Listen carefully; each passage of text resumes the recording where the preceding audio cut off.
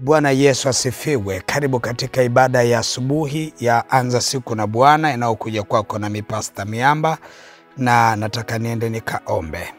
Roho Mtakatifu, katika jina la Yesu Kristo wa Nazareth, naomba uwepo wako uende pamoja nasi katika ibada hii na nguvu zako kutoka juu. Baba, ninaomba katika jina la Yesu Kristo wa Nazareth, neema yako Mungu aliye hai, neema yako ya kusikia yale uliyokusudia, neema yako ya kuyafanya yale Mungu uliyotaka kuyafanya kwa watu wako siku ya leo. Baba, ninaomba uponyaji uliokusudia kwa watu wako udhihirike katika jina la Yesu Kristo wa Nazareti. Amen. Tutasoma katika kile kitabu cha Isaya sura ya 58 na ule mstari wa 8 na kuendelea. Maandiko yanasema, ndipo nuru yako itakapopambazuka kama asubuhi, na afya yako itatokea mara, na afya yako itatokea mara, na haki yako itakutangulia, utukufu wa Bwana utakufuata nyuma ukulinde. Utukufu wa Bwana utafuata nyuma ukulinde. Ndipo utaita na Bwana ataitika, utalia naye atasema, mimi hapa. Kama ukiondoa nira isiwepo kati yako, wala kunyosha kidole, wala kunena maovu. Tunaona maandiko yanaeleza kwa habari ya uponyaji. Anasema ya kwamba ndipo nuru yako itakapopambazuka kama asubuhi, na afya yako itatokea mara, na afya yako itatokea mara. Na tunaona mtu yote ambaye anaumwa akiangaliwa, watu wao wanasema amepoteza nuru, kwa sababu hauwezi ukawa na nuru kwa habari ya furaha ya uso. Furaha ya uso, nuru ni furaha ile ya uso ambayo mtu kimwangalia asema ana nuru huyu, kwa maana ana furaha ya uso. Sasa tunaona maandiko yanaeleza ya kwamba nuru yako itakuzukia na afya yako itakuja mara. Sasa kama afya itatokea mara, na tunaona anayeachilia afya na kupona ni Mungu wetu, ndio anayeachilia afya na kupona. Na anaandika katika maandiko ya kwamba nitakupa afya na kupona, nitakupa afya na kupona. Na hapa anasema hivi ya kwamba anasema ya kwamba na afya yako itatokea mara. Ni ahadi ya Mungu kuwaponya watu wake.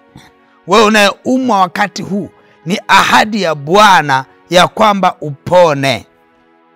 Nuru itakapokuzukia asubuhi ya leo, utaona afya mara moja.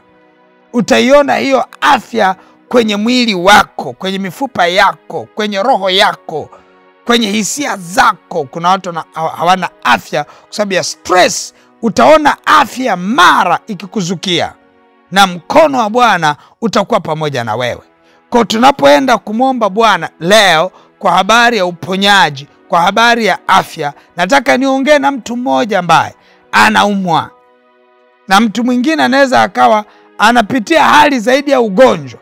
Haya ni mambo kama stress, hali kama stress, msongo wa mawazo, hali ya mapito mbalimbali ambayo mtu anaweza akawa anapitia ikampa hali ya kuumwa. Watu wanaodaiwa madeni, roho chafu za madeni zinampa mtu hali ya kuumwa kwa ajili ya madeni anayoyapitia.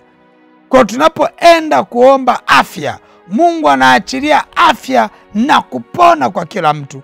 Mungu anaachilia furaha na afya kwa kila atakayeliitia jina la Bwana asubuhi ya leo. Kwa tunaenda kuomba wakati huu, na mkono wa Bwana unaenda kuwa pamoja nawe. Nataka ushike mahali unapoumwa asubuhi ya leo. Shika mahali unapoumwa, mahali unaposikia udhaifu, shika mahali unaposikia udhaifu.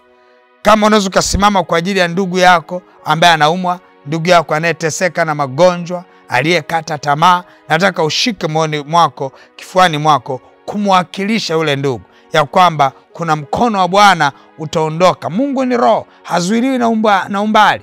Ataenda kukutana na haja ya moyo wa yule mtu ambaye unaomba kwa ajili yake. Nataka twende mbele za Bwana tuombe. Baba mtakatifu, katika jina la Yesu Kristo wa Nazareti, Mungu aliye hai, ninakushukuru sana kwa neema ya uzima. Ninakushukuru sana kwa neema ya uponyaji. Ninakuomba Mungu aliye hai, kwa jina la Yesu Kristo wa Nazareti, Mungu aliye hai, kila aliyenyosha mkono kuweka mahali anapouma, Mungu aliye hai, ninaomba uzima, afya na kupona vikadhihirike kwa jina la Yesu. Kila aliyelitia jina lako kwa kuweka mkono mahali anapoumwa, Mungu aliye hai, ninaomba uponyaji wako upite sasa.